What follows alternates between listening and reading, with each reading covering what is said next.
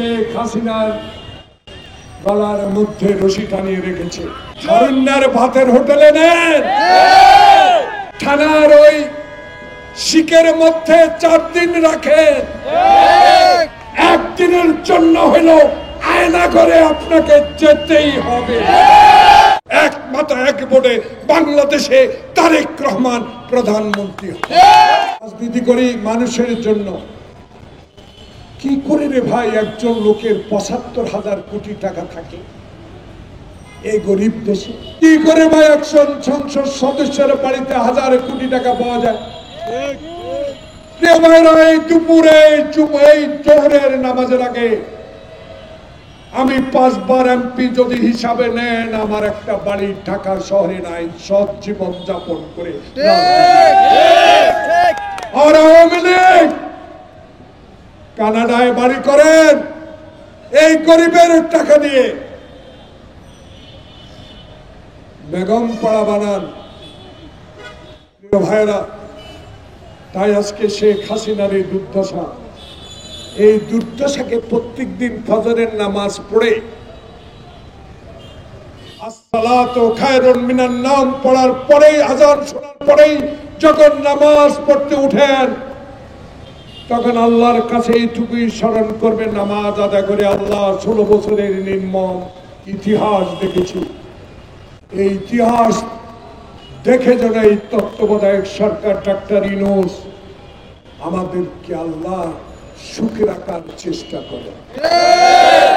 Doctor Yunus এই বয়সে আপনার কাছে কিছুই চাই না, আপনার কাছে আমরা চাই, আপনার মাধ্যমে আল্লাহর কাছে দোয়া চাই, রাতে দরজা খুলে ঘুমাতে পারি, আমি যেন বিদ্যুতের অতিরিক্ত বিল না দিতে হয়, আমি যেন ওই কিছু সংখ্যক উগ্রবাদী সিন্ডিকেট দ্বারা আমাদের দেশের দ্রব্যমূল্য যেটা আমার প্রয়োজন সেটার যেন সিন্ডিকেট না করতে। দায়িত্ব আপনার অপরিসীম, আমরা জানি।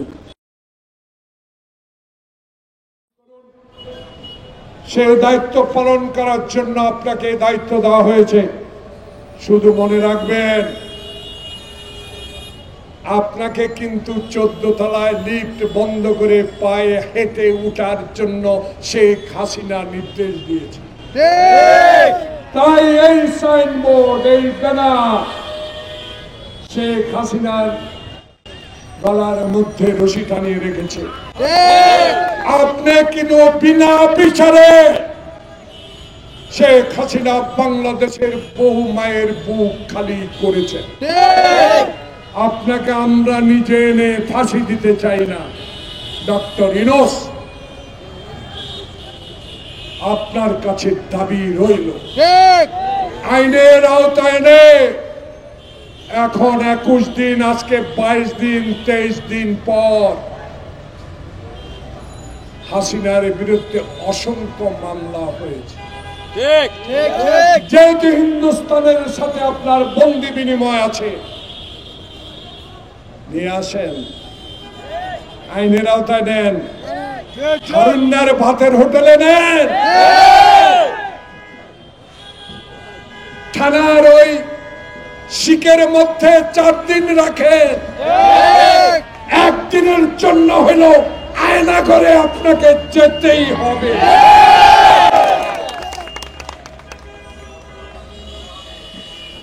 আয়নাগর হারুনের ভাতের হোটেল। প্রিয় ভাইয়েরা, নিজের কথা বলে শেষ হবে। আমাকে পায় না, আমার স্ত্রী পরিবারের উপরে আক্রমণ হয়েছে, কিছুই বলি নাই। আল্লাহর কাছে আমার স্ত্রী, আমার 2 মেয়ে ফরিয়াদ করেছে, আল্লাহ পাক আমার বাবা যেন শেখ হাসিনার পতন দেখে যেতে পারে। সেটাই পেয়েছি, সেটাই আমার নেতা তারেক রহমান পেয়েছে। দোয়া করেন তারেক রহমানের জন্য। হাসিনার মতো, এরশাদের মতো নির্বাচন তারেক রহমান কোনোদিনও চাইবে না, চাইতে পারেও না। তার দাবি একটা, আমার ভোট আমি দেব যাকে ইচ্ছা। আমি দিনের ভোট দিনে করতে চাই। আমি এক মাথায় এক ভোটে বাংলাদেশে নির্বাচন করতে চাই ইনশাল্লাহ। সালে শাহাবুদ্দিন সাহেব যেভাবে রশি টানিয়ে বেগম খালেদা জিয়া প্রধানমন্ত্রী হয়েছেন, ইনশাল্লাহ এবারও ডক্টর ইউনূসের অধীনে রশি টানানো লাগবে না, কেউ ভোট কেন্দ্রে জালিয়াত করতে যাবে না। এক মাথা এক ভোটে বাংলাদেশে তারেক রহমান প্রধানমন্ত্রী। সবাইকে ধন্যবাদ।